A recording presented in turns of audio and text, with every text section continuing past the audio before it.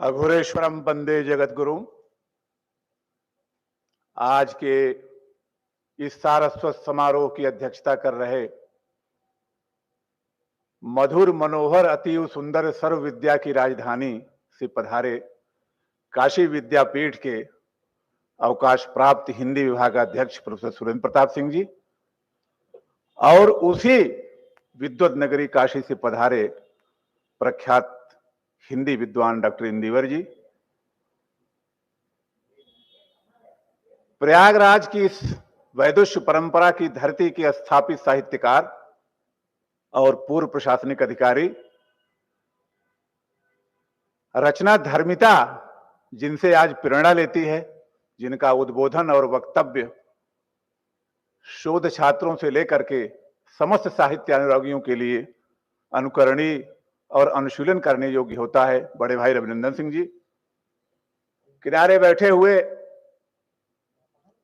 इस एकेडमी के कोषाध्यक्ष दुर्गेश कुमार सिंह जी, एकेडमी के सचिव बड़े भाई देवेंद्र प्रताप सिंह जी और मंच के सामने बैठे हुए महात्मा जी को मैं सिर झुका के प्रणाम करता हूं, जिनके वेश में मुझे पूरे हिंदुस्तान का आध्यात्मिक स्वरूप दिखाई पड़ता है। उनके बगल बैठे हुए जिनको मैं नहीं पहचान पा रहा हूं, उन सभी के प्रति सिर झुका के प्रणाम करता हूं। सामने बैठे हुए भाई संतोष तिवारी जी, भाई पांडे जी जो एकेडमी के कर्ता धर्ता हैं, मैं सबको हृदय से अभिवादन करता हूं, अभिनंदन करता हूं।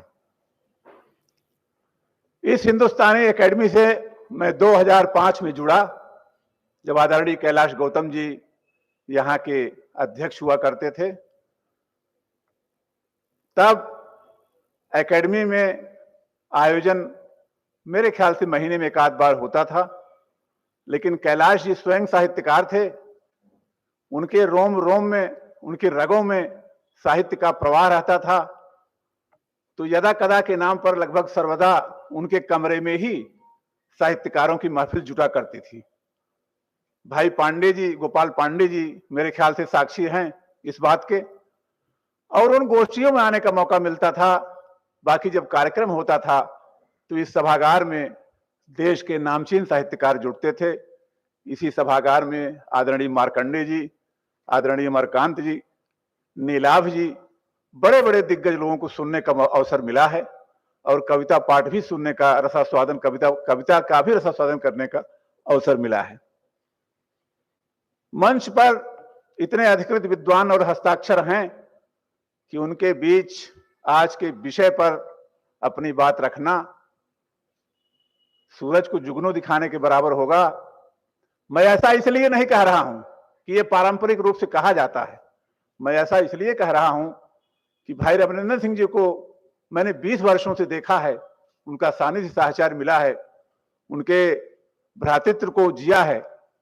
वो चलते फिरते पुस्तकालय हैं और प्रशासनिक अधिकारी रहते हुए और प्रशासनिक अधिकारी से सेवानिवृत्त होने के बाद भी जो उनकी साहित्य साधना है, वो मेरे ख्याल से विश्वविद्यालय के किसी आचार्य उपाचार्य की साधना से कम नहीं है। निरंतर प्रेरणा मिलती है उनकी बातों से, उनके अध्ययन से, उनके मनन से, उनके अनुशीलन से। स्मृतियों और भावना में बहते हुए बात कुछ बहक न जाए, मैं वापस लौटता हूं विषय पर। समय भी काफी हो गया है, विद्वानों को सुनना भी है। 2-3 मिनट में विषय पर अपनी बात कह करके मैं स्थान लूंगा। आज का विषय है भाषा और राष्ट्रीय अस्मिता। 2 मिनट भाषा पर बात करूंगा और भाषा की अस्मिता पर। भाषा की भी अपनी अस्मिता होती है।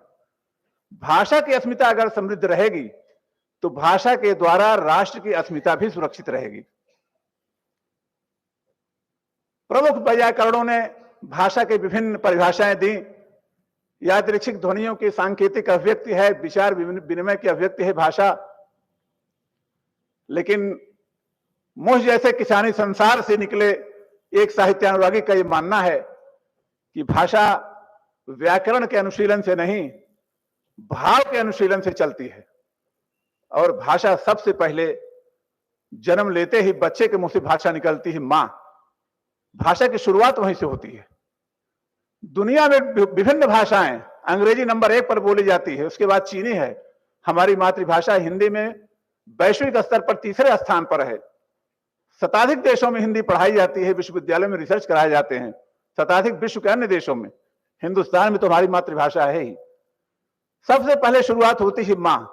दुनिया भर की भाषाओं में मदर है, और भाषा की जो स्वनिम है, जो ध्वनि विज्ञान है भाषा का, वो बहुत सारी भाषाओं में मातर है, मदर है, मातेर है, मातृ है, फिर माता है, फिर मां है। तो बच्चा मां कहता है। उसकी भूख, उसकी प्यास पहली भाषा मां होती है, और मां के वात्सल्य से फिर वो भाषा का क ख ग सबसे पहले उसी पाठशाला में सीखता है।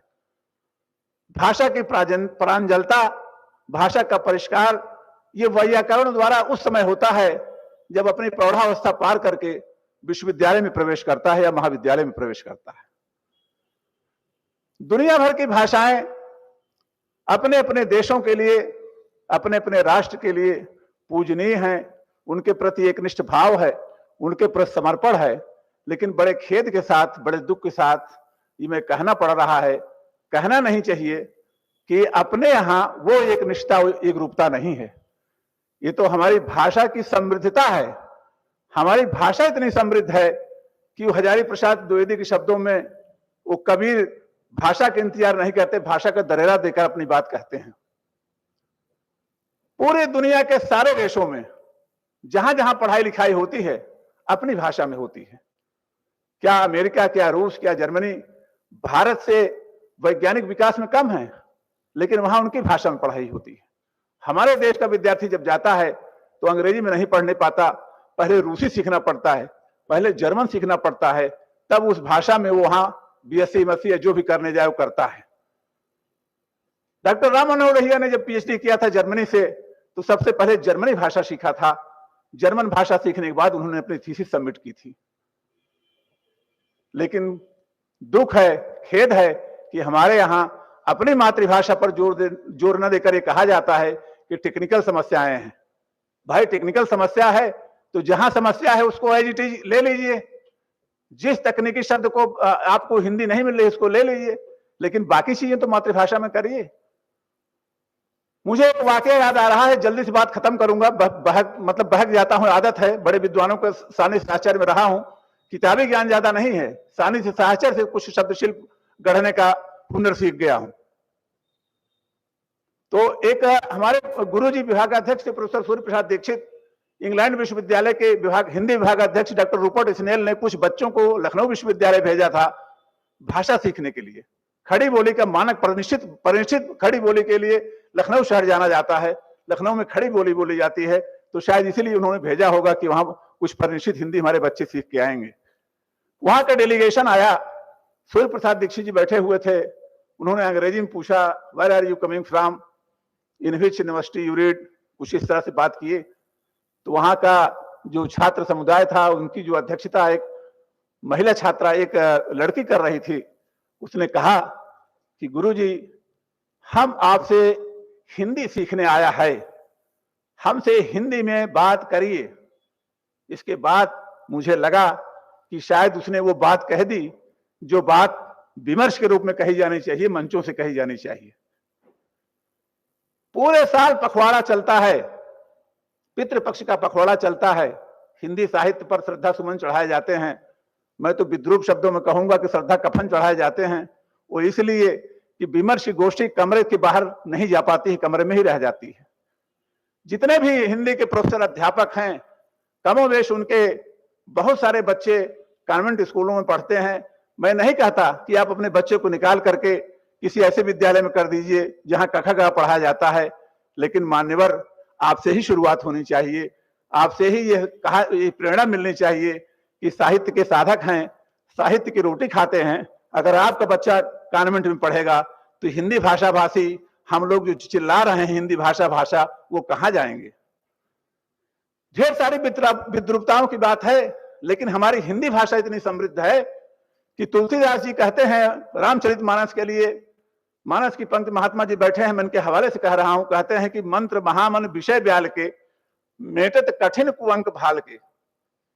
मैं कहता हूं कि मानस की पंक्ति ही मंत्र नहीं है, हमारी भाषा का प्रत्येक अक्षर मंत्र है। फिर महात्मा जी के हवाले से बात कह रहा हूं, बहुत ज्यादा ज्ञान नहीं, किताबें पलटते देख लिया हूं। दुर्गा सप्तशती में कवच अर्गला की दुनिया भर के श्लोक हैं, सबसे बाद में सिद्ध कुंज का स्तोत्र है, आप वहां देखें, वहां मंत्र लिखा हुआ है, बीज मंत्र सिर्फ अक्षर हैं। अंक अंग चंग टंग टंग पम जंग शंग विंग दुंग वैंग बिंग हंग छंग धियाग्रम धियाग्रम तोटे त्रोटे दीप्तम कुरकुर स्वाहा।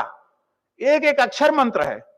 जिस भाषा का प्रत्येक अक्षर मंत्र हो, उस भाषा के लिए किसी राजकीय प्रपत्र की जरूरत नहीं है कि उसको प्रमाणित किया जाए कि राजभाषा बनेगी कि नहीं बनेगी। हमारे भारतीय नेताओं ने, हमारे आकाओं ने ऐसे अनुच्छेद किए, राजभाषा तो बना दिया। भाई सुजीत कुमार सिंह बैठे हुए विद्वान है, assistant professor central university Allahabad के, मैं उनके हवाले से कह रहा हूं कि अनुच्छेद तो बना दिए 343 से 351 तक, लेकिन प्रत्येक अनुच्छेद के खंड का खंडखा बनाया, खंडका के बाद खंडखा में उसका विलोपन कर दिया। 343 से देवनागरी लिपि में सारी बात होगी, 343 खा आगामी 15 वर्षों तक अंग्रेजी जारी रहेगी। क्यों भाई? अगर आपने देवनागरी भाषा में बात की, आगामी 15 वर्षों तक जारी रहेगी, जब तक लोग हिंदी नहीं सीख जाएं। ये जब तक शब्द समय सीमा है ही नहीं है, जब तक कब तक होल लाइफ अंग्रेजी चलती रहेगी। आज अंग्रेजी के विद्यालयों में हमारे घर का कोई बच्चा अगर हिंदी भाषा में गिनती लिख के ले जाता है तो कहते हैं कि इसको रोमन में लिख के ले आओ। ब्रिंजल माने बैगन पढ़ाएंगे तो कहेंगे नहीं, ब्रिंजल माने ब्रिंजल पढ़ाओ। मेरे पिताजी अध्यापक थे, फिर मैं स्मरण करते हुए भावुक हो रहा हूं। इसी जून में उन्होंने शरीर छोड़ दिया। वो मेरे बच्चे को पढ़ाते थे, इस इलाहाबाद के स्कूल में पढ़ता था। वो कहते थे कि बुक माने किताब, तो उसके स्कूल में, नामी गिरामी स्कूल, उन्होंने कहा कि साहब ये मत पढ़ाइए, अपने ग्रैंडफादर से कहिए कि बुक माने बुक पढ़ावें। Book means book, book means not किताब। तो ये हम कहां ले जा रहे हैं? हिंदी भाषा को किस तरफ ले जा रहे हैं? भाषा की अस्मिता अगर रहेगी तो राष्ट्र की अस्मिता भी बचेगी। किसी राष्ट्र की अस्मिता राष्ट्र के सामाजिक उत्थान, राजनीतिक उत्थान और आर्थिक उत्थान पर निर्भर करता है। प्रति व्यक्ति आय पर निर्भर करता है कि वो राष्ट्र का विकास किस दिशा में, कितने अनुपात में हो रहा है। भारतीय भाषा की अस्मिता की जहां तक बात कहें, अभी भोजपुरी की बात, जिसमें विदेशिया जैसा नाट्य काव्य लिखा गया, विदेशिया जैसे नाट्य काव्य की पूरे विश्व में साहित्यिक अनुरागी प्रशंसा करते हैं। भाई सुजीत कुमार सिंह जी जानते होंगे, उस विदेशिया नाट्य काव्य की भाषा को विद्रूप करके, उसका शीलहरण करके भोजपुरी में कैसे कैसे गाने बजवाए जा रहे हैं। भाषा का भी शीलहरण होता है। भाषा का जब शीलहरण होता है तो भाषा भदेश बन जाती है, और भदेश भाषा आप रचना करके अपने कुछ वर्ग से तालियां भले बजवा लें, भदेश भाषा राष्ट्रीय अस्मिता में योगदान नहीं कर सकती, राष्ट्र के लिए कोई योगदान नहीं कर सकती। ढेर सारी बातें हैं, ढेर सारा सुनना था, लेकिन समय बहुत कम है, अपने विद्वानों को सुनना है। मैंने बहुत सारी चीजें थी। अब हिंदी साहित्य के इतिहास को ले लीजिए, जहां पर भाषा का वर्गीकरण है। भाषा के वर्गीकरण में वो बर्रुषि और हेमचंद व्याकरण के वैयाकरण हैं, वो सिद्धांत देते हैं। उस सिद्धांत, उस प्रतिस्थापना का भी मतलब वो खंडन होता है। और हिंदी साहित्य के इतिहास में जो अब तक पढ़ाया गया, जो काल विभाजन हुआ, मैं इतना बड़ा विद्वान नहीं, खंडन नहीं कर रहा हूं, सुने हुई बात को रख रहा हूं। उसमें कहा गया कि आदिकाल, मध्यकाल, आधुनिक काल। आदिकाल में विद्यापति से बात शुरू होती है। विद्यापति की भक्ति परक रचनाएं भी हैं, रीत परक रचनाएं भी हैं। आपने अगर रचना धर्मिता पर काल विभाजन किया है तो किस आधार पर माना जाए कि वो आदिकाल के हैं? भक्तकालीन आदि कवि, आदिकालीन भक्त कवि, ध्यान दीजिएगा, मैं मंच का ध्यान आकृष्ट करना चाह रहा हूं। भक्तकालीन आदि कवि, आदिकालीन भक्त कवि, रीतकालीन भक्त कवि, भक्तकालीन रीत कवि, कितने हैं ऐसे? बहुत सारी रचनाएं रीतकाल में भक्त काव्य रचे गए, भक्त काल में भी रीत परक रचनाएं की गई। तो हम किसको मतलब किस कालखंड को कैसे क्या माने? इसी सभागार में अगर एक तरफ अंग्रेजी के विद्यार्थी बैठे हैं, एक तरफ हिंदी के विद्यार्थी बैठे हैं, कुछ विद्यार्थी ऐसे भी हैं जिनको अंग्रेजी भी आती है, हिंदी भी आती है, उनको आपने किस कोट में रखा? तो शायद बड़े विद्वान कह देंगे कि हिंदी साहित्य के पुनर्लेखन की आवश्यकता है। पुनर्लेखन की आवश्यकता हो, अच्छी बात है, नित्य नई गवेषणाएं होनी चाहिए, नित्य नई गवेषणाओं में नई आशा का संचार होना चाहिए, वो हमारे ज्ञानार्जन को बढ़ावा देगी। लेकिन मैं एक बात पूछना चाहता हूं कि क्या इन नित्य नई गवेषणाओं से हमारी हिंदी भाषा समृद्ध होगी? हिंदी भाषा सिर्फ गवेषणाओं से समृद्ध नहीं होगी, हमारे आचरण से समृद्ध होगी।